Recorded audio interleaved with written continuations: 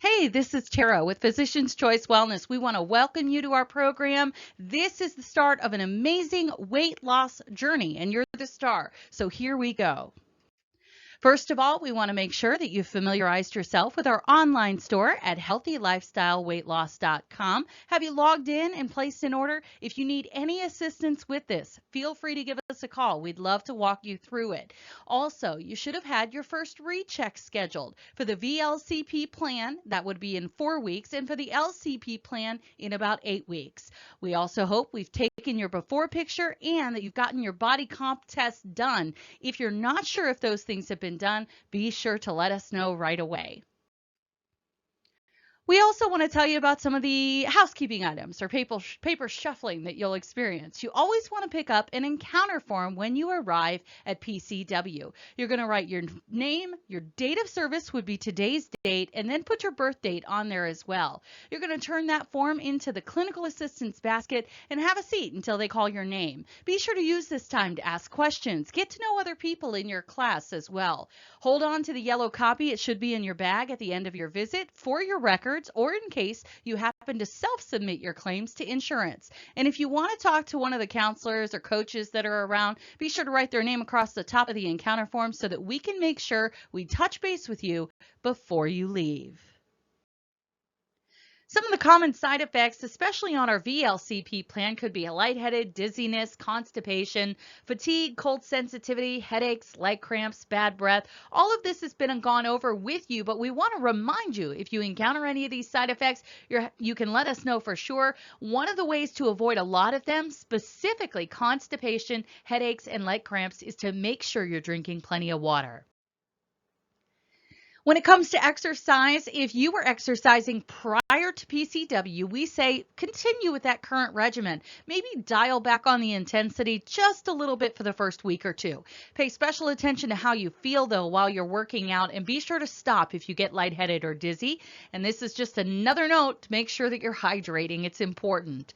Now, if you were not exercising prior to PCW, we want you to start slow. In the first week or two, maybe hold off on that, then try to do 5 to 10 minutes every day. Our goal is to make it a habit, and if you try to go too hard too fast, you're not going to be able to sustain it.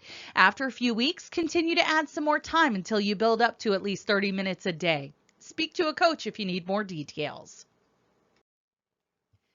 The LCP participants should get blood work bi-weekly and see the doctor every 4 weeks. If you're on the LCP plan, you'll get your blood work every 7 weeks and see the doctor every 8 weeks. This is just some of the stuff we're looking for when we draw those biweekly labs. These are all numbers that are very important to our doctors to make sure that you're doing well on the plan.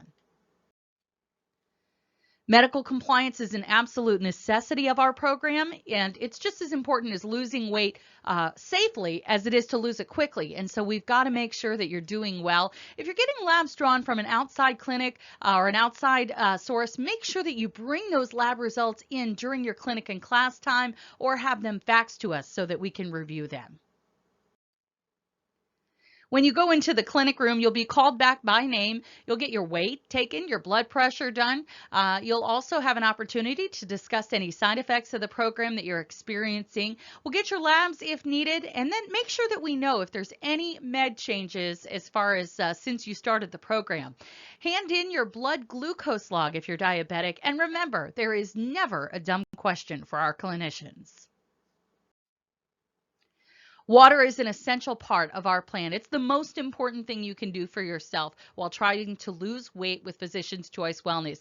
As a matter of fact, you're eating more protein than maybe you're used to and less carbohydrates, and protein requires water to be broken down. Your lab results might be skewed if you're dehydrated and also can make your blood draws in our clinic time a little more difficult. Water is also going to help you feel more full and satisfied throughout the day so that you're not as hungry.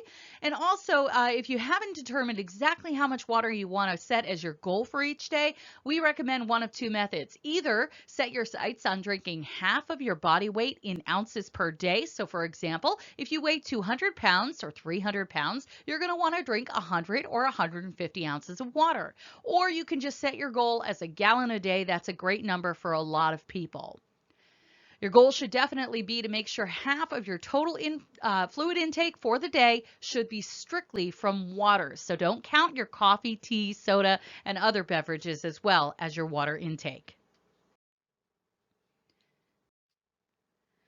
There's a thing called the National Weight Control Registry. This was established in 1994. And what it is it's a compilation of information from over 10,000 individuals who lost very significant amounts of weight and did manage to keep it off for long periods of time. They answer detailed questionnaires and follow-up surveys. And basically, we want to study the behaviors of these 10,000 individuals and learn from their success.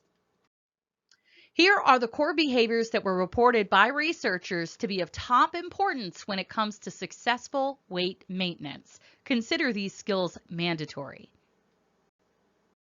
The first is weighing yourself daily in maintenance. Weigh yourself at the same time every day. If you weigh in the morning, that's fine, but do it in the morning each and every time. Keep a record of your weight. You can use an app to do that, or you can write it down on paper the old-fashioned way. 75% of those 10,000 people who have kept their weight off successfully weigh themselves at least once a week. Don't become a slave to the scale, but remember, if you go weeks or months without weighing yourself, you might find yourself having gained a significant amount of weight before you even know it. Record keeping is important as well. Those who successfully maintain their weight keep some type of record of their food intake. Some examples of ways for you to do this include using a Fitbit or myfitnesspal.com. Tracking your nutrition is going to be vital to your success. If you can get in the habit of tracking your nutrition while you're on the Physician's Choice Wellness Plan, maybe it'll become a habit by the time you're out there and eating regular food on your own. Get in the habit of drinking half your body weight in ounces in water again. Sorry to keep repeating this one, but it is so very important. We want to make sure that you're aware that hydration is necessary. When it comes to breakfast, we want to encourage you to eat breakfast daily. Breakfast breaks the fast of sleep. It fuels your morning. People find that they have better mental performance if they start the day with food. And individuals who eat breakfast are more successful at weight maintenance. As a matter of fact, 78% of those 10,000 people that manage to keep their weight loss off, or keep up their weight loss rather, eat breakfast every day. It's important to have an exercise plan in place as well. Exercise for 3 to 5 times a week for 30 minutes. That should definitely be your goal. It's vital for weight maintenance and is a great stress reliever. It increases those healthy, feel-good hormones in our bodies and in our brains. 90% of those people who've been successful with losing weight and keeping it off, on average, exercise about an hour a day. Screen time can be a big issue. Mindless sedentary activity has become a big problem. We move more and therefore we need less calories, but we're already used to eating what we eat. So remember, if you spend a lot of hours in front of the TV or computer screen outside of work, you really need to try to cut that down. Individuals who spent 10 hours or less screen time a week were more successful in maintaining their weight loss. Successful maintainers after losing weight typically eat out no more than 3 times a week. Successful maintainers often plan their meals before leaving the house. I always say, fail to plan, plan to fail. And so think about it. If you're going to go out to a restaurant for dinner or for lunch, maybe look up their menu in advance online, see what sounds like a really reasonable and healthy choice for you, and then make up your mind that that's what you're going to order. Don't change your mind when you get to the restaurant. Oftentimes when we're hungry and in the company of others, we can fall victim to changing our mind and going with a less healthy option. If you make up your mind what you're going to have, practice ordering it in your head and then stick to the plan when you get there. Also, ask the waiter or waitress to bring you a to-go box when they bring your meal. Restaurants serve us extremely big portions. You can probably take half your meal as soon as you get it, put it in a to-go box, and save it for lunch another day.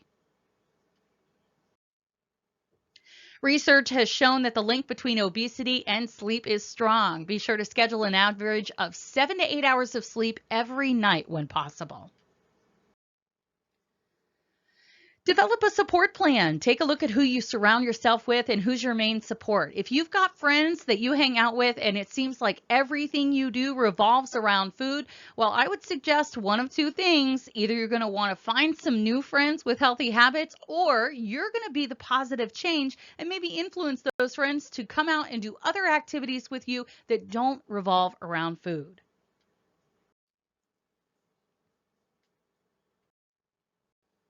When it comes to beverage prep, there's a lot of different ways to achieve the same result. You can use anywhere from 9 to 20 ounces to mix up one of our beverages.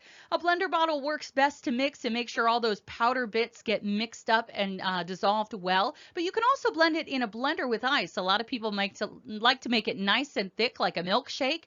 You can also mix our products with any carb-free liquid. That includes Diet Pop, although you're going to want to stir that and not shake it up. You can mix it with Crystal Light or generic brand mixes that don't contain calories or carbs. There's lots of options out there. Talk to people in your class and find out what they've done that works for them. Flavored extracts can be used as well. Also, if you want to mix up our pudding and let it sit in your freezer, I like to do it for anywhere between 25 and 45 minutes before I eat it. It makes it nice and thick and creamy and cold and really, really delicious. Be sure to check out our recipe book online at healthylifestyleweightloss.com. Remember to manage social situations. What temptations have you had already this week? I think about those pizza commercials, those restaurant commercials. Sometimes it's delivery cars that you might see on the road, stores, malls, shopping, cooking. What temptations were new versus what's expected? Maybe journal about that. Remember that when you take on going to a restaurant or a party, the best rule of thumb is to consume your shake prior to going or have that shake at the restaurant or party with you. Maybe bring a snack bar along with you as well. You can always ask for a plate of celery or cucumber slices, maybe a small lettuce salad. Be sure to tell them to hold the cheese and the croutons if you order a salad. Maybe just tell them only lettuce and cucumbers. And be prepared for food pushers. If somebody tries to convince you to try something or to eat something that's not on plan, develop a prepared response so you know what you're going to say, and also prep your support system people in advance. Slip-ups are inevitable. You're human after all, but be sure you have a plan for this moment, your plan B. The first thing to remember is don't beat yourself up. Just recognize what happened and then move on. Let's learn from every bump in the road and turn a negative into a positive. Whatever you do, don't let one slip-up ruin the remainder of the day, especially not letting it ruin the rest of the week, the rest of a month, and then before you know it, life. Establish a game plan to get refocused right away during the next meal. For your next step of the journey, if you're on the VLCP plan, once you're close to your goal, you're going to move into adapting. And then after that, you'll move into the sustaining phase. For those on LCP, you'll go right from our plan into the sustaining phase of the plan. When you're approaching your goal weight or feeling incredibly strong desire to make the switch to food, please let us know. Don't put yourself into the adapting or sustaining phases without talking to a PCW team member first. Next week, you're going to have your general curriculum class. Find which one works best for you. You should have the schedule in your binder that you received at your behavioral screening appointment. The PCW week runs Tuesday through Sunday, and just be sure to listen for announcements regarding holiday weeks. Oftentimes during a holiday week, we'll have just our clinic where you come in, you get your weigh-in, you get your blood pressure, you get blood draws if needed, and then you'll be able to grab your product and go. Believe in yourself. The journey is going to be hard. We're not saying it's not, but it's definitely worth it. You are worth it. So get ready for this incredible journey. And of course, let us know how we can help you. We are on your side at Physicians Choice Wellness.